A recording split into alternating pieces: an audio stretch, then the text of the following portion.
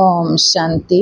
आज 21 अगस्त 2026 साकार महावाक्य प्रातः मुरली बाबा कहते मिठे बच्चे बाबा मिठारू मिठा साकारीन अटंती सेथिपाई आउ सबकिछि छाड़ी सेही बाबा को मने पकाइले साकारीन भलिया मिठा होइजिबो।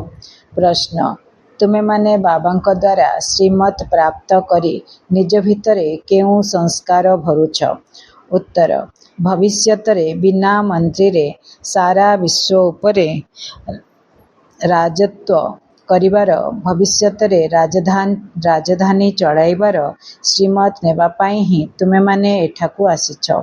बाबा तुमको एपरी श्रीमत देउछंती जहा कि अधा कल्प पर्यंत काहार राय अर्थात परामर्श नेबार आवश्यकता नाही। राय सेही मानंकु नेबाकू पड़िथाए जहांकर बुद्धि दुर्बल थाए। गीत बजाय बाबा ने तुम्ही हो माता पिता तुम्ही हो बंधु सखा तुम्ही हो। ओम शांति। मधुर संतान माने गीत शुणिले एकथा किए कहिले जे मधुर रुहानी संतान माने निश्चय रुहानी बाबा ही कहि परिबे। मधुर संतान माने एबे सन्मुखरे बसिछंती ओ बहुत स्नेहर सहित बाबा बुझाउछंती तुमे जानिछ जे रुहानी बाबांक व्यतीत समस्तंकु सुख शांति देई दुखरु मुक्त करिया पाए सारा दुनिया रे आउ केही नाहांती। सेथिपाई दुखरे बाबांको मने पकाई चलिछंती। तुमे पिला माने सन्मुखरे बसिछ जानिछ जे बाबा आमको सुखधामर योग्य बनाउछंती। सर्वदा सुखधामर मालिक कराउथिबा बाबांक सन्मुखकु तुमे आसिछ। एबे जानुछ सन्मुखरे सुनिबा और दूररे रही सुनिबारे बहुत अंतर रहिछि। मधुबन रे तुमे सन्मुखकु आसुच। मधुबन प्रसिद्ध अटे। मधुबन वृंदावन रे सेमाने श्रीकृष्णंक चित्र देखाइछंती किंतु श्रीकृष्ण तो नाहांती। एठारे निराकार बाबा तुम सहित मिसुछंती। तुमको निजको घड़ी को घड़ी आत्मा निश्चय करिबाकू पड़िबो। मो आत्मा बाबांक ठारू वर्षा नेउछि। सारा कल्परे एहा एकमात्र समय। एहा कल्पर सुनेली संगम युग अटे। एहार नाम रखा जायछि पुरुषोत्तम।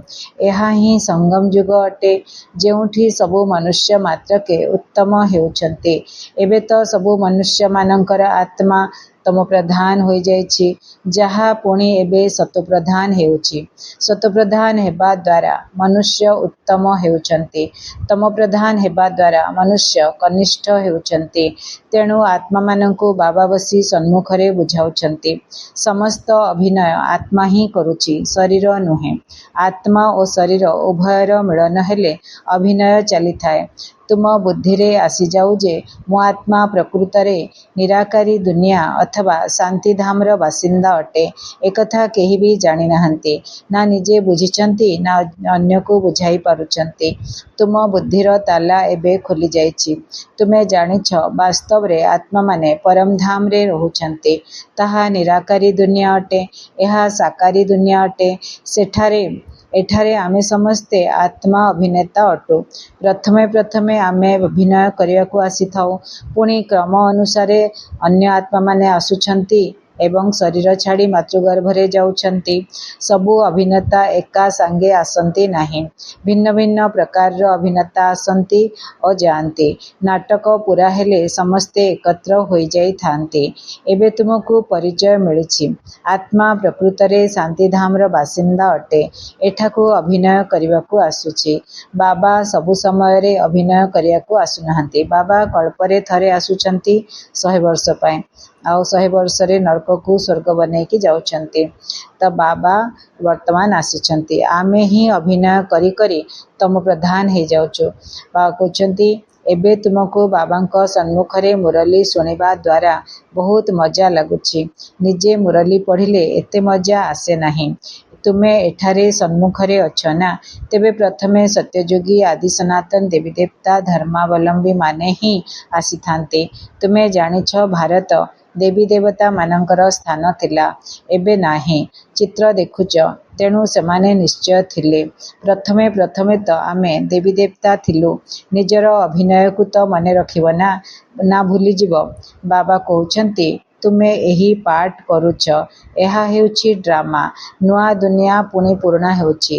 ପ୍ରଥମେ ପ୍ରଥମେ ଉପରୁ ଯେଉଁ ଆତ୍ମାମାନେ ଆସିଥାନ୍ତି ସେମାନେ ଗୋଲ୍ଡେନ୍ ଏଜ୍ ସତ୍ୟଯୁଗରେ ଆସିଥାନ୍ତି। ଏସବୁ କଥା ଏବେ ତୁମ ବୁଦ୍ଧିରେ ଅଛି। ସତ୍ୟଯୁଗ ଆଦିରେ ତୁମେମାନେ ହିଁ ଅଭିନୟ କରିବା ପାଇଁ ଆସିଥିଲ। ତୁମେ ବିଶ୍ୱର ମାଲିକ, ମହାରାଜା, ମହାରାଣୀ ଥିଲ। ତୁମର ରାଜଧାନୀ ଥିଲା। ଏବେ ତ ରାଜଧାନୀ ନାହିଁ। ଏବେ ତୁମେ ଶିଖୁଛ ଆମେ ରାଜତ୍ୱ କିପରି ଚଳାଇବୁ। ସେଠାରେ ମନ୍ତ୍ରୀ ରହିବେ ନାହିଁ। ରାୟ ଦେବାବାଲା ଆବଶ୍ୟକତା ନାହିଁ। ସେମାନେ ତ ଶ୍ରୀମତ୍ ଦ୍ୱାରା ଶ୍ରେଷ୍ଠରୁ ଶ୍ରେଷ୍ଠ ହୋଇଯାଉଛନ୍ତି। ତେଣୁ ଆଉ କାହାର ରାୟ ନେବାର ଆବଶ୍ୟକତା ନାହିଁ। ଯଦି କାହାଠାରୁ ରାୟ ନିଅନ୍ତି ତେବେ ବୁଝାଯିବ ଏହାଙ୍କ ବୁଦ୍ଧି କମ୍ ଅଛି। ବର୍ତ୍ତମାନ ମିଳୁଥିବା ଶ୍ରୀମତ୍ ସତ୍ୟଯୁଗରେ ମଧ୍ୟ ସ୍ଥାୟୀ ରହିବ। ଯାହା ଆମେ ପାଠ ପଢୁଛେ ସେଟା ଆମର 2500 ବର୍ଷ ପର୍ଯ୍ୟନ୍ତ ରହିବ, କିନ୍ତୁ ଧୀରେ ଧୀରେ କମିବ। ଆରମ୍ଭରେ ସର୍ବାଧିକ ଥିବ, ତାପରେ ଧୀରେ ଧୀରେ କମିବ। ତ ବାବା କହୁଛନ୍ତି ଯାହା ଆମେ ଭଗବାନ ଆମକୁ ପଢଉଛନ୍ତି, ଶ୍ରୀମତ୍ ଦେଉଛନ୍ତି, ସେଟା ସତ୍ୟଯୁଗ ତ୍ରେତାଯୁଗ ପର୍ଯ୍ୟନ୍ତ ଚାଲିବ। ଦ୍ୱାପର କଳିଯୁଗରେ ଆହୁରି କମି କମି ଯିବ। ଏବେ ତୁମର ଆତ୍ମା ସତେଜ ହେଉଛି। ଏବେ ତୁମ ସନ୍ତାନମାନଙ୍କୁ ଦେହୀ ଅଭିମାନୀ ହେବାକୁ ପଡ଼ିବ। ଦେହୀ ଅଭିମାନୀ ମାନେ କ'ଣ? ଆତ୍ମାର 7ଟା ଗୁଣ ଜ୍ଞାନ, ଶାନ୍ତି, ସୁଖ, ପ୍ରେମ, ପବିତ୍ରତା, ଶକ୍ତି ଏବଂ ଆନନ୍ଦ। ଏ 7ଟା ଗୁଣ, এই 7ଟା ଗୁଣରେ ଗୁଣବାନ ହେଇକରି ଯେତେବେଳେ ଆମେ ବ୍ୟବହାର ଚାଲିଚଳନରେ ଆସୁଛେ ସେତେବେଳେ ଆମକୁ ଦେହୀ ଅଭିମାନୀ କୁହାଯିବ। ଯଦି ଆର ବିପରୀତ କାମ, କ୍ରୋଧ, ଲୋଭ, ଅହଙ୍କାରରେ ରହିବା ତାହେଲେ ତାକୁ ଦେହ ଅଭିମାନ ବୋଲି କୁହାଯିବ। ତ ବାବା କହୁଛନ୍ତି ଏବେ ତୁମ ସନ୍ତାନମାନଙ୍କୁ ଦେହୀ ଅଭିମାନୀ ହେବାକୁ ପଡ଼ିବ। ଶାନ୍ତିଧାମରୁ ଆସି ଏହି ସ୍ଥୂଳ ବତନରେ ତୁମେମାନେ ଟକି କଥାବାର୍ତ୍ତା କରୁଛ। ଟକି ମୁଭି, ତାପରେ ସାଇଲେନ୍ସ। ଟକି ଏଇ ଦୁନିଆରେ, ମନୁଷ୍ୟ ଲୋକରେ ଟକି, ଫରିସ୍ତାମାନଙ୍କ ଦୁନିଆରେ ମୁଭି, ତାପରେ ପରମଧାମରେ, ଶାନ୍ତିଧାମରେ, ଆତ୍ମାମାନଙ୍କ ଦୁନିଆରେ ସାଇଲେନ୍ସ। ତ ବାବା କହୁଛନ୍ତି ଏଇଟା ସ୍ଥୂଳ ବତନ ହେଲା ମନୁଷ୍ୟମାନଙ୍କର ଦୁନିଆ। ଏଠି ଆମେ ଟକି ହେଇଛେ, ମାନେ କଥା କହୁଛେ। ବାବା କହୁଛନ୍ତି କଥାବାର୍ତ୍ତା କରିବା ବିନା କର୍ମ ହୋଇପାରିବ ନାହିଁ। ଏହା ବହୁତ ବୁଝାଇବାର କଥା। ଯେପରି ବାବାଙ୍କ ପାଖରେ ସମସ୍ତ ଜ୍ଞାନ ରହିଛି, ସେହିପରି ତୁମ ଆତ୍ମାରେ ମଧ୍ୟ ଏବେ ସମସ୍ତ ଜ୍ଞାନ ରହିଛି। ଆତ୍ମା କହୁଛି ମୁଁ ଗୋଟିଏ ଶରୀର ଛାଡ଼ି ସଂସ୍କାର ଅନୁସାରେ ଆଉ ଗୋଟିଏ ଶରୀର ନେଉଛି, ପୁନର୍ଜନ୍ମ ମଧ୍ୟ ନେଉଛି। ଆତ୍ମାକୁ ଯେଉଁ ପାର୍ଟ ବି ମିଳିଛି ସେ ଅଭିନୟ କରିଚାଲିଛି ଓ ସଂସ୍କାର ଅନୁସାରେ ପରଜନ୍ମ ନେଉଛି। ଦିନକୁ ଦିନ ଆତ୍ମାର ପବିତ୍ରତାର ମାତ୍ରା ଦିନକୁ ଦିନ ଆତ୍ମାର ପବିତ୍ରତାର ମାତ୍ରା କମ୍ ହୋଇଯାଉଛି। ପତିତ ଅକ୍ଷର ଦ୍ୱାପର ପରେ କାମରେ ଆଣୁଛନ୍ତି, ତଥାପି ଅଳ୍ପ ଫରକ ନିଶ୍ଚୟ ପଡ଼ୁଛି। ତୁମେ ନୂଆ ଘର ତିଆରି କର, 1 ମାସ ପରେ ନିଶ୍ଚୟ କିଛି ଫରକ ପଡ଼ିବ। ଏବେ ତୁମେ ଜାଣୁଛ ବାବା ଆମକୁ ବର୍ଷା ଅର୍ଥାତ୍ ସମ୍ପତ୍ତି ଦେଉଛନ୍ତି। ବାବା କହୁଛନ୍ତି ମୁଁ ତୁମକୁ ସ୍ୱର୍ଗର ସମ୍ପତ୍ତି ଦେବା ପାଇଁ ଆସିଛି। ଯିଏ ଯେତେ ପୁରୁଷାର୍ଥ କରିବେ ସିଏ ସେତେ ପଦ ପାଇବେ। ବାବାଙ୍କ ପାଖରେ କୌଣସି ଅନ୍ତର ନାହିଁ। ବାବା ଜାଣିଛନ୍ତି ଆମ ଆତ୍ମାମାନଙ୍କୁ ପଢ଼ାଉଛନ୍ତି। ପ୍ରତ୍ୟେକ ଆତ୍ମା ନିଜ ପାଇଁ ପୁରୁଷାର୍ଥ କରୁଛନ୍ତି। ମେଲ୍ ଫିମେଲ୍ ଅର୍ଥାତ୍ ପୁରୁଷ ସ୍ତ୍ରୀର ଦୃଷ୍ଟି ଏଠାରେ ରହେ ନାହିଁ। ତୁମେ ସବୁ ପିଲାମାନେ ଅବିନାଶୀ ପିତାଙ୍କଠାରୁ ସମ୍ପତ୍ତି ନେଉଛ। ସମସ୍ତ ଆତ୍ମା ଭାଇ ଭାଇ ଅଟନ୍ତି, ଯାହାଙ୍କୁ ବାବା ପାଠ ପଢ଼ାଇ ସ୍ୱର୍ଗର ସମ୍ପତ୍ତି ଦେଉଛନ୍ତି। ବାବା ହିଁ ଆତ୍ମିକ ସନ୍ତାନମାନଙ୍କୁ କହୁଛନ୍ତି ହେ ଗେହ୍ଲା ମଧୁର ବିଚ୍ଛେଦୀ ସନ୍ତାନମାନେ, ତୁମେ ବହୁତ ସମୟରୁ ଅଭିନୟ କରି କରି ଏବେ ପୁଣି ଆସିଛ ନିଜର ବର୍ଷା ଅର୍ଥାତ୍ ସ୍ୱର୍ଗର ରାଜ୍ୟ ଭାଗ୍ୟ ନେବା ପାଇଁ। ଏହା ମଧ୍ୟ ଡ୍ରାମାରେ ନିର୍ଦ୍ଧାର୍ଯ୍ୟ ହୋଇ ରହିଛି। ପ୍ରାରମ୍ଭରୁ ପାର୍ଟ ନିର୍ଦ୍ଧାର୍ଯ୍ୟ ହୋଇ ରହିଛି। ତୁମେ ଆକ୍ଟର ପାର୍ଟ କରି ଅଭିନୟ କରିଚାଲିଛ। ଆତ୍ମା ଅବିନାଶୀ, ଏଥିରେ ଅବିନାଶୀ ପାର୍ଟ ଭରି ରହିଛି। ଶରୀର ତ ପରିବର୍ତ୍ତନ ହୋଇ ଚାଲିଥାଏ, ବାକି ଆତ୍ମା କେବଳ ପବିତ୍ରରୁ ଅପବିତ୍ର ହୋଇଥାଏ। ସତ୍ୟଯୁଗରେ ହୋଇଥାନ୍ତି ପବିତ୍ର। ଏହାକୁ ପତିତ ଦୁନିଆ, କଳିଯୁଗକୁ ପତିତ ଦୁନିଆ କୁହାଯାଉଛି। ଏବେ ସୁଖଧାମ ଅର୍ଥାତ୍ ସ୍ୱର୍ଗଧାମ ସ୍ଥାପନ ହେଉଛି। ବାକି ସବୁ ଆତ୍ମାମାନେ ମୁକ୍ତିଧାମରେ ରହିବେ। କାହିଁକିନା ସତ୍ୟଯୁଗରେ କମ୍ ସଂଖ୍ୟାରେ ଆତ୍ମାମାନେ ରହିବେ ତଳେ, ଏଇ ସ୍ଥୂଳବତନରେ, ମନୁଷ୍ୟ ଲୋକରେ ଦେବୀ ଦେବତାମାନେ କମ୍ ସଂଖ୍ୟାରେ ରହିବେ। ସବୁ ଆତ୍ମାମାନେ ଯେତେ 900 କୋଟି ପାଖାପାଖି ମନୁଷ୍ୟ ଅଛନ୍ତି, ଶରୀର ଧାରଣ କରିଛନ୍ତି ଆତ୍ମାମାନେ, ସେ ଆତ୍ମାମାନେ ମୁକ୍ତିଧାମରେ ରହିବେ, ସାଇଲେନ୍ସରେ ରହିବେ, ଶାନ୍ତିଧାମରେ ରହିବେ। ବର୍ତ୍ତମାନ ଏହି ଅବିନାଶୀ ନାଟକ ସମ୍ପୂର୍ଣ୍ଣ ହେବାକୁ ଯାଉଛି। ସବୁ ଆତ୍ମା ମଶା ସଦୃଶ ଯିବେ। ଯେତେବେଳେ ଶରୀର ଛାଡ଼ିବେ, ମହାବିନାଶ ହେବ, ମହାପରିବର୍ତ୍ତନ ହେବ। ସେତେବେଳେ ସମସ୍ତେ ଶରୀର ଛାଡ଼ିକିରି ମଶା ସଦୃଶ ଉଡ଼ିବେ, ଏକା ସାଙ୍ଗେ ଉଡ଼ିବେ। ବାବା ଆଗେ ଆଗେ, ସମସ୍ତେ ତାଙ୍କ ପଛେ ପଛେ ଉଡ଼ିକିରି ଯାଇକି ପରମ ଧାମରେ, ଶାନ୍ତି ଧାମରେ, ଆତ୍ମାମାନଙ୍କର ଦୁନିଆରେ ନିଜ ନିଜ ସିଟ୍ରେ ଯାଇକି ବସି ପଡ଼ିବେ। ବର୍ତ୍ତମାନ ପତିତ ଦୁନିଆରେ କୌଣସି ବି ଆତ୍ମା ଆସିଲେ ତାଙ୍କର କ'ଣ ମୂଲ୍ୟ ରହିବ? ବାସ୍ତବରେ ସେମାନଙ୍କର ମୂଲ୍ୟ ଅଛି ଯେଉଁମାନେ ପ୍ରଥମେ ପ୍ରଥମେ ନୂଆ ଦୁନିଆକୁ ଆସିଥାନ୍ତି। ନୂଆ ଦୁନିଆ ଥିଲା, ତାହା ପୁଣି ପୁରୁଣା ହୋଇଯାଇଛି। ନୂଆ ଦୁନିଆରେ ଦେବତାମାନେ ଥିଲେ। ସେଠାରେ ଦୁଃଖର ଚିହ୍ନବର୍ଣ୍ଣ ନଥିଲା। ଏଠାରେ ତ ଅସରନ୍ତି ଦୁଃଖ ରହିଛି। ବାବା ଆସି ଦୁଃଖର ପୁରୁଣା ଦୁନିଆରୁ ମୁକ୍ତ କରୁଛନ୍ତି। ଏହି ପୁରୁଣା ଦୁନିଆ ନିଶ୍ଚୟ ବଦଳିବ। ଯେପରି ଦିନ ପରେ ରାତି, ରାତି ପରେ ଦିନ ହୋଇଥାଏ। ତୁମେମାନେ ଜାଣୁଛ, ଆମେ ନିଶ୍ଚିତ ସତ୍ୟଯୁଗର ମାଲିକ ହେବୁ। ତେଣୁ ଆମେ କାହିଁକି ନିଜକୁ ଆତ୍ମା ନିଶ୍ଚୟ କରି ବାବାଙ୍କୁ ମନେ ନ ପକାଇବୁ? ଯେହେତୁ ଆମେ ମାଲିକ ବନେ, ବାବା ଆମକୁ ମାଲିକ ବନାଉଛନ୍ତି, ତାହେଲେ ଏମିତି ପ୍ୟାରା ମିଠା ବାବାଙ୍କୁ ଆମେ କାହିଁକି ମନେ ପକାଇବାନି? ନିଶ୍ଚିତ ମନେ ପକାଇବା। କିଛି ପରିଶ୍ରମ ତ କରିବାକୁ ପଡ଼ିବ ନା। ବାବାଙ୍କୁ ମନେ ପକାଇବାର ପରିଶ୍ରମ ତ କରିବାକୁ ପଡ଼ିବ ନା। ରାଜତ୍ୱ ପାଇବା ସହଜ ନୁହେଁ। ବାବାଙ୍କୁ ମନେ ପକାଇବାକୁ ହେବ। ଏହା ମାୟାର ୱାଣ୍ଡର, ଯାହାକି ଘଡ଼ିକୁ ଘଡ଼ି ତୁମକୁ ଭୁଲାଇ ଦେଉଛି। ଏଥିପାଇଁ ଉପାୟ କରିବା ଦରକାର। ଏପରି ନୁହେଁ ମୋର ହେବା ଦ୍ୱାରା ମୋର ସ୍ମୃତି ସ୍ଥାୟୀ ହୋଇଯିବ। ଯିଏ ବ୍ରହ୍ମାକୁମାର ବ୍ରହ୍ମାକୁମାରୀ ବନିଗଲେ, ସେ ଏମିତି ଭାବିବା ଉଚିତ ନୁହଁ ଯେ ମୁଁ ତ ବ୍ରହ୍ମାକୁମାର ବନିଗଲି, ବ୍ରହ୍ମାକୁମାରୀ ବନିଗଲି। ତ ନାଇଁ, ଆମକୁ ବାବାଙ୍କୁ କନସିୟସଲି ଆଟେନସନ୍ ଦେଇକରି ପ୍ୟାର ସେ ବାବାଙ୍କୁ ୟାଦ କରିବାକୁ ପଡ଼ିବ। ଯେମିତି ଆମେ ଆଗରୁ ଜଗନ୍ନାଥଙ୍କୁ ୟାଦ କରୁଥିଲେ, ଶ୍ରୀକୃଷ୍ଣଙ୍କୁ ୟାଦ କରୁଥିଲେ, ଏବେ ମଧ୍ୟ ଧ୍ୟାନ ଦେବା, ଆଟେନସନ୍ ଦେବା ଯେ ମୋତେ ବାବାଙ୍କୁ ୟାଦ କରିବାର ଅଛି। ତାହେଲେ ଯାଇକି ହେବ। ତାହେଲେ ଆଉ ପୁରୁଷାର୍ଥ, ଯଦି କିଏ ଭାବିବ ଯେ ମୋର ତ ବ୍ରହ୍ମାକୁମାରୀ ବନିଗଲି, ତାହେଲେ ଆପେ ଆପେ ହେଇଯିବ। ବାବା କହୁଛନ୍ତି ନା, ସେମିତି ଭାବିଲେ ସେ କ'ଣ ପୁରୁଷାର୍ଥ କରିବ? କରିପାରିବନି। ବାବା କହୁଛନ୍ତି ନାଇଁ, ବଞ୍ଚିଥିବା ପର୍ଯ୍ୟନ୍ତ ପୁରୁଷାର୍ଥ କରିବାକୁ ପଡ଼ିବ, ବାବାଙ୍କୁ ୟାଦ କରିବାକୁ ପଡ଼ିବ। ଜ୍ଞାନ ଅମୃତ ପିଇବାକୁ ପଡ଼ିବ। ଏ ମୁରଲି ପ୍ରତିଦିନ ପିଇବାକୁ ପଡ଼ିବ। ଏଇଟା ହେଲା ଆତ୍ମାର ଭୋଜନ, ଶକ୍ତିଶାଳୀ ଭୋଜନ। ଆକୁ ଖାଏ, ଆମେ ଯେମିତି ଶରୀର ପାଇଁ ଦିନକୁ 3 ଥର ଖାଉଛେ, ସେମିତି ଆତ୍ମାକୁ ଏଇ ଜ୍ଞାନ ଅମୃତ ପ୍ରତିଦିନ ପିଆଇବାକୁ ପଡ଼ିବ। ଆଉ ଗୋଟେ ସାକାର ବାଣୀ, ଗୋଟେ ଅବ୍ୟକ୍ତ ବାଣୀ ମଧ୍ୟ ପଢ଼ିଲେ ବହୁତ ଭଲ, ବହୁତ ଉନ୍ନତି ହେବ। ତ ଜ୍ଞାନ ଅମୃତ ପିଇବାକୁ ହେବ। ଏକଥା ମଧ୍ୟ ଜାଣିଛ ଯେ ଏହା ଆମର ଅନ୍ତିମ ଜନ୍ମ। ବାବା କହୁଛନ୍ତି ଏହା ତୁମର ଅନ୍ତିମ ଜନ୍ମ। ଏହି ଶରୀରର ଅଭିମାନକୁ ଛାଡ଼ି ଦେହୀ ଅଭିମାନୀ ହେବାକୁ ପଡ଼ିବ। ଘର ସଂସାରରେ ମଧ୍ୟ ରହିବାକୁ ହେବ। ପୁରୁଷାର୍ଥ ନିଶ୍ଚୟ କରିବାକୁ ହେବ। କେବଳ ନିଜକୁ ଆତ୍ମା ନିଶ୍ଚୟ କରି ବାବାଙ୍କୁ ମନେ ପକାଅ। ତ୍ୱମେବ ମାତାଶ୍ଚ ପିତା ତ୍ୱମେବ ବନ୍ଧୁଶ୍ଚ ସଖା ତ୍ୱମେବ। ଏସବୁ ହେଲା ଭକ୍ତି ମାର୍ଗର ମହିମା। ତୁମକୁ କେବଳ ଏକମାତ୍ର ଆଲ୍ଲା ବା ଈଶ୍ୱର ପିତାଙ୍କୁ ମନେ ପକାଇବାକୁ ହେବ। କେବଳ ମୁଁ ହିଁ ସାକାରିନ୍ ଭଳି ମିଠା ଅଟେ। ତୁମେମାନେ ମଧ୍ୟ ସବୁ ବ୍ୟର୍ଥକତାକୁ ଛାଡ଼ି ବହୁତ ମିଠା ସାକାରିନ୍ ଭଳି ହୋଇଯାଅ। ଏବେ ତୁମର ଆତ୍ମା ତମପ୍ରଧାନ ହୋଇଯାଇଛି। ତାକୁ ସତପ୍ରଧାନ କରିବା ପାଇଁ ଯୋଗର ଯାତ୍ରାରେ ରୁହ। ସମସ୍ତଙ୍କୁ ଏହି କଥା କୁହ। ବାବାଙ୍କଠାରୁ ସୁଖର ସମ୍ପତ୍ତି ନିଅ। ସତ୍ୟଯୁଗରେ ସୁଖ ରହିଥାଏ। ବାବା ହିଁ ସୁଖଧାମ ସ୍ଥାପନ କରୁଛନ୍ତି। ବାବାଙ୍କୁ ମନେ ପକାଇବା ବହୁତ ସହଜ ଅଟେ, କିନ୍ତୁ ମାୟାର ଅପୋଜିସନ ଅର୍ଥାତ୍ ବିରୋଧ ବହୁତ ରହିଛି। ତେଣୁ ଚେଷ୍ଟା କରି ମୋତେ ମନେ ପକାଇଲେ ଖାଦ ବାହାରିଯିବ। ଗୋଟିଏ ସେକେଣ୍ଡରେ ଜୀବନମୁକ୍ତିର ଗାୟନ ରହିଛି। ଏହି ଡ୍ରାମାରେ ପ୍ରତ୍ୟେକଙ୍କୁ ନିଜର ପାର୍ଟ ରିପିଟ୍ କରିବାକୁ ହେବ। ଏହି ଡ୍ରାମା ଭିତରେ ସବୁଠାରୁ ଅଧିକ ପାର୍ଟ ଆମର ରହିଛି। ସୁଖ ମଧ୍ୟ ସବୁଠାରୁ ଅଧିକ ଆମକୁ ମିଳିବ। ବାବା କହୁଛନ୍ତି ତୁମର ଦେବୀଦେବତା ଧର୍ମ ବହୁତ ସୁଖଦାୟୀ ଅଟେ। ବାବା କହୁଛନ୍ତି ଡ୍ରାମାରେ କେତେ ସୁନ୍ଦର ପାର୍ଟ ଅଛି ଆମର। ଆମକୁ ଆମକୁ ସବୁଠୁ ଅଧିକ ସୁଖ ମିଳିବ। ସତ୍ୟ ଯୁଗରେ 1250 ବର୍ଷ ସୁଖ, ତ୍ରେତା ଯୁଗରେ 1250 ବର୍ଷ ସୁଖ, ଦ୍ୱାପର ଯୁଗରେ 1250 ବର୍ଷ ସୁଖ ମିଳିବ।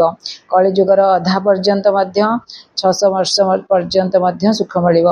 ବର୍ତ୍ତମାନ କଳିଯୁଗର ଶେଷ ସମୟରେ ଆମକୁ ଟିକେ ଦୁଃଖ ମିଳୁଛି। ସେଥିପାଇଁ ବାବା କହୁଛନ୍ତି ତୁମର ଏହି ଦେବୀଦେବତା ଧର୍ମ ବହୁତ ସୁଖଦାୟୀ ଅଟେ। ତ ଯିଏ ବାବାଙ୍କର ବଚ୍ଚା ବନିଲେ, ବ୍ରହ୍ମାକୁମାରୀ ବନିଲେ, ତ ତାଙ୍କର ତ लटरी लगिगला। आउ बाकी समस्ते हिसाब किताब चुक्त करी शांतिधाम चलीजिबे। अधिक विस्तार को आमे काहींकी जिबा? बाबा आसुहिछंती समस्तंकु घरकु नै जिबा पाई। मशा सदृश समस्तंकु नै जिबे। एही शरीर शेष होइजिब। बाकी अविनाशी आत्मा तार हिसाब किताब चुक्तु करी चलीजिब। एपरि नुहे जे आत्मा निआरे पोड़िले पवित्र हेब। आत्मा को बाबांक स्मृति रूपी जोग अग्नि द्वारा पवित्र हेबाकु पड़िब। एहा जोग अग्नि अटे।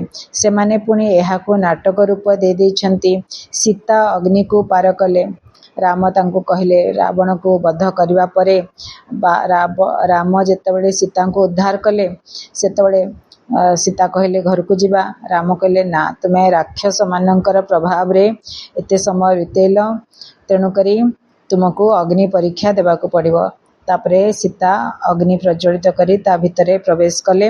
आ तापरे सीता जेतले संपूर्ण पवित्र होइकी बाहरिले से तांको तापरे अयोध्या राम तांको अयोध्या नेकी गले। कहानी रे एभलिया देखाउछंती। तो कहानी रो सत्य अर्थ कौन सत्यता कौन कि आमे आत्मा माने रावणर प्रभाव रे रावणर 10 मुंडर प्रभाव रे आमे एते वर्ष रहिले 2500 वर्ष रहिले। वर्तमान आमको जोग अग्नि रे रामंक सहित माने शिव बाबांक सहित जोग लगे कि जोग अग्नि रे जलिले जाइकी आमे पवित्र हबा। पवित्र हेले तापरे आमे घर को जिबा परम धाम को जिबा। बाबा कहते अग्नि रे कौन केवल जड़े सीता को पारी हेबाकू पड़िबो। आमे तो केते सीता माने सबु देवी देवता आत्मा माने आमे सबु हेले आत्मा माने सीता माने। राम हेले आमर पति माने शिव बाबा हेले राम। बाबा बुझाउछंती तुमे सबु सीता माने वर्तमान पति तट रावण राज्य रे रहिछ। वर्तमान एक बाबा को मने पकाई तुमको पावन हेबार अछि। राम जणे ही अटंती। अग्नि अक्षर सुनिबा द्वारा भाबुछंती निया को पारी कले। केउठी जोग अग्नि केउठी ए स्थूल अग्नि। आत्मा परमात्मा को सहित जोग रखिबा द्वारा पतितरु पावन हेब। जोग अग्नि एवं स्थूल अग्नि मध्य राति दिनर अंतर रहिछि। सबु आत्मा माने सीता अटंती। रावण जेल रे शोक बाटिकारे अछंती। एठाकार सुख तो काकविष्ठा समान अटे। स्वर्गर सुख असरंती अटे। तेणु पिला माने ज्ञान रत्न रे झोली भरिबा उचित। कोनोसी प्रकारर संशय आसिबा अनुचित। देह अभिमान आसिले पुणी अनेक प्रकारर प्रश्न उठिथाए। तापरे बाबा जेउ सेवा दियंते ताकू करंती नहीं। बाबा कहते देह अभिमान आसिले बाबा कहते देह अभिमान आसिले पुणी अनेक प्रकार प्रश्न उठिथाए। तापरे बाबा जेउ सेवा दियंती ताकू करंती नहीं। मूल कथा हेउछि आमको पतितरु पावन हेबाकू पड़िबो। अन्य कोनोसी संकल्प करिवार आवश्यकता नहीं। एहा हेउछि पतित दुनिया ताहा हेला पावन दुनिया। मुख्य कथा हेउछि किपरि पवित्र हेबा। पावन किए कराइबे एकथा किछि जानि नाहंती। जदि सेमानंकु पतित कुहाजिबो तेबे बिगिड़ी जिबे। निजकु केही बिकारी बोली भाबु नाहंती। कहिथांती समस्ते तो गृहस्थी थिले। राम सीता लक्ष्मी नारायणकर मध्य पिला थिले। सेठारे पुणी तो पिला जन्म हेबे एकथा भूली जाउछंती जे ताकू निर्विकारी दुनिया कहा जाए। ताहा हेला शिवालय। पवित्रता बलरे जोग बल द्वारा संतान उत्पत्ति होता है। दृष्टि विनिमय द्वारा संतान उत्पत्ति होता है। आठी तो विकार बाबा तुम संतान मानंको केते उपाय बताउछंती। शिव बाबा हेउछंती पिता शिक्षक सद्गुरु जे समस्तंको सद्गति देउछंती। दुनिया रे तो जदि जणे गुरुंकर देहांत होई जाए ताहले गुरुंकर गति बा स्थान तांकर संतान को देथांती। तेबे से गुरु किपरि कहार सद्गति करि परिबे। समस्तंकर सद्गति दाता हेउछंती जणे। रावण राज्य रे हेउछि दुर्गति राम राज्य रे हेउछि सद्गति। बाबा समस्तंको पावन करी नै जाइथांती। पुणी केही तुरंत पतित हेई जानती नाही। क्रमान्वय रे निम्नगामी होइथांती। सत्व प्रधान रो सतो तापरे रजो तापरे तमो लास्ट रे तम प्रधान हे जानते। तुम बुद्धि रे 84 जन्मर चक्र रही। तुम्हें वर्तमान जेपरी लाइट हाउस अर्थात आलोकर स्तंभ अट। ज्ञान द्वारा यही चक्र को जाणीगलणी जे यह किपरि घुरुची। एबे तुम संतान मानकु अन्य समस्तंकु रास्ता बताइबाकु हेबो। तुम्हें समस्ते सेना अट। तुम्हें रास्ता बताउथिबा पायलट अट। समस्तंकु कुह एबे शांतिधाम सुखधाम को मने पकाओ। कलिजुग दुखधाम को भूली जाओ। ଆମେ ତୁମକୁ ବହୁତ ଭଲ ରାସ୍ତା ବତାଉଛୁ। ପତିତ ପାବନ ଜଣେ ନିରାକାର ବାବା ଅଟନ୍ତି। ତାଙ୍କୁ ମନେ ପକାଇବା ଦ୍ୱାରା ତୁମେ ପାବନ ହୋଇଯିବ। ତୁମ ଆତ୍ମା ଉପରେ ଚଢ଼ିଥିବା ପାପ ଧୋଇ ହେଇଯିବ। ଭଗବାନ ଉବାଚ ମନ୍ମନା ଭବ। ମନରେ ରଖି ମୋତେ ମନେ ମନେ ମନେ ପକାଅ। ଶିବ ଭଗବାନ ଉବାଚ ବିନାଶ କାଳେ ବିପରୀତ ବୁଦ୍ଧି ବିନଶ୍ୟନ୍ତି। ଶିବ ଭଗବାନ ଉବାଚ ବିନାଶ କାଳେ ପ୍ରୀତ ବୁଦ୍ଧି ବିଜୟନ୍ତି। ପରମପିତା ପରମାତ୍ମାଙ୍କ ସହିତ ପ୍ରୀତ ବୁଦ୍ଧି ବିଜୟନ୍ତି। ତୁମର ଯେତେ ପ୍ରୀତି ବୁଦ୍ଧି ହେବ ସେତେ ଉଚ୍ଚ ପଦ ପାଇବ। ଦେହ ଅଭିମାନରେ ଆସିଲେ ଏତେ ଉଚ୍ଚ ପଦ ପାଇପାରିବ ନାହିଁ। ଆଚ୍ଛା, ମିଠା ମିଠା ଶିକଲଧେ ସନ୍ତାନମାନଙ୍କ ପ୍ରତି ମାତା ପିତା ବାପଦାଦାଙ୍କର ମଧୁର ସ୍ନେହଭରା ସ୍ମୃତି ଏବଂ ସୁପ୍ରଭାତ। ଆତ୍ମିକ ପିତାଙ୍କର ଆତ୍ମିକ ସନ୍ତାନମାନଙ୍କୁ ନମସ୍ତେ। ଆମେ ଆତ୍ମିକ ସନ୍ତାନମାନଙ୍କର ଆତ୍ମିକ ପିତାଙ୍କ ପ୍ରତି ବହୁତ ବହୁତ ୟାଦ ପ୍ୟାର ଏବଂ ନମସ୍ତେ। ଶୁକ୍ରିୟା ମେରେ ବାବା, ବହୁତ ବହୁତ ଶୁକ୍ରିୟା। ଧାରଣା ପାଇଁ ମୁଖ୍ୟ ସାରାଂଶ। ଜ୍ଞାନ ରତ୍ନରେ ନିଜର ବୁଦ୍ଧିରୂପୀ ଝୁଲାମଣି ଭରିବାକୁ ହେବ। ଜ୍ଞାନରେ କୌଣସି ପ୍ରକାରର ସଂଶୟ ଉଠାଇବା ଅନୁଚିତ। ଯେତେ ସମ୍ଭବ ବାବାଙ୍କୁ ମନେ ପକାଇବାର ପୁରୁଷାର୍ଥ କରି ପାବନ ହେବାକୁ ପଡ଼ିବ। ବାକି ଅନେକ ପ୍ରକାରର ପ୍ରଶ୍ନ ଉଠାଇବା ଅନୁଚିତ। 2 ନମ୍ବର, କେବଳ ଏକ ବାବାଙ୍କ ସହିତ ସଚ୍ଚା ପ୍ରୀତି ରଖି ବାବାଙ୍କ ଭଳି ମିଠା ସାକାରୀନ ହେବାକୁ ପଡ଼ିବ। ବାବା ସୁନ୍ଦର ବରଦାନ ଶୁଣାଉଛନ୍ତି। ସର୍ବଦା ଜ୍ଞାନ ସୂର୍ଯ୍ୟଙ୍କର ସମ୍ମୁଖରେ ରହୁଥିବା ଅନ୍ତର୍ମୁଖୀ ସମାନଧାରୀ ଭବ। ଯେପରି ସୂର୍ଯ୍ୟକୁ ସମ୍ମୁଖରେ ଦେଖିଲେ ସୂର୍ଯ୍ୟର କିରଣ ନିଶ୍ଚିତ ପଡ଼ିବ, ସେହିପରି ଯେଉଁ ପିଲାମାନେ ଜ୍ଞାନସୂର୍ଯ୍ୟ ବାବାଙ୍କର ସମ୍ମୁଖରେ ସର୍ବଦା ରହିଥାନ୍ତି, ସେମାନେ ଜ୍ଞାନସୂର୍ଯ୍ୟଙ୍କର ସର୍ବଗୁଣଗୁଡ଼ିକର କିରଣ ନିଜ ଉପରେ ଅନୁଭବ କରିଥାନ୍ତି। ସେମାନଙ୍କର ମୁଖମଣ୍ଡଳରେ ଅନ୍ତର୍ମୁଖତାର ଝଲକ ଏବଂ ସଙ୍ଗମ ଯୁଗର ବା ଭବିଷ୍ୟତର ସର୍ବସ୍ୱମାନ ଗୁଡ଼ିକର ଫଲକ ଅର୍ଥାତ୍ ଆତ୍ମିକ ନିଶା ଦେଖିବାକୁ ମିଳିଥାଏ। ସେଥିପାଇଁ ସର୍ବଦା ସ୍ମୃତିରେ ରହୁ ଯେ ଏହା ଅନ୍ତିମ ଘଡ଼ି ଅଟେ। ଯେକୌଣସି ସମୟରେ ଏହି ଶରୀରର ବିନାଶ ହୋଇଯାଇପାରେ।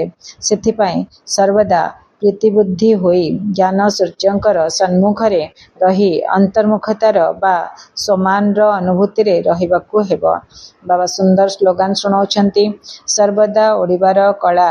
ଉଡ଼ି ଚାଲିବା ହିଁ ଜଞ୍ଜାଳ ରୂପକ ପାହାଡ଼କୁ ଅତିକ୍ରମ କରିବା। ଏ ଅବ୍ୟକ୍ତିସାରେ ହେଁ ଅପବିତ୍ରତାର ବୀଜକୁ ମଧ୍ୟ ସମାପ୍ତ କରି ସମ୍ପୂର୍ଣ୍ଣ ସ୍ୱଚ୍ଛ ଅର୍ଥାତ୍ ପବିତ୍ର ହୁଅ। ବାବା ଏକ୍ସପ୍ଲେନ୍ କରୁଛନ୍ତି। ପବିତ୍ରତା ହିଁ ମହାନତା ଅଟେ। ଏହା ହିଁ ହେଉଛି ଯୋଗୀ ଜୀବନର ଆଧାର। ଯଦି ଟିକିଏ ବି ଅଂଶ ମାତ୍ରାରେ ସଂକଳ୍ପରେ ମଧ୍ୟ କୌଣସି ପ୍ରକାରର ଅପବିତ୍ରତା ରହିଥିବ, ତେବେ ପବିତ୍ର ପିତାଙ୍କର ସ୍ମୃତି ସେ ଯିଏ ଅଟନ୍ତି, ଯେପରି ଅଟନ୍ତି ସେହିପରି ଆସିପାରିବ ନାହିଁ। ସେଥିପାଇଁ ସଂକଳ୍ପରେ ମଧ୍ୟ ଅପବିତ୍ରତାର ଅଂଶକୁ ସମାପ୍ତ କରି ସମ୍ପୂର୍ଣ୍ଣ ସ୍ୱଚ୍ଛ ହୁଅ। ସର୍ବଦା ଏହି ସ୍ମୃତି ରହୁ ଯେ ମୁଁ ପୂଜ୍ୟ ଆତ୍ମା ଏହି ଶରୀର ରୂପକ ମନ୍ଦିରରେ ବିରାଜମାନ ଅଟେ। ଆଚ୍ଛା, ଓମ୍ ଶାନ୍ତି।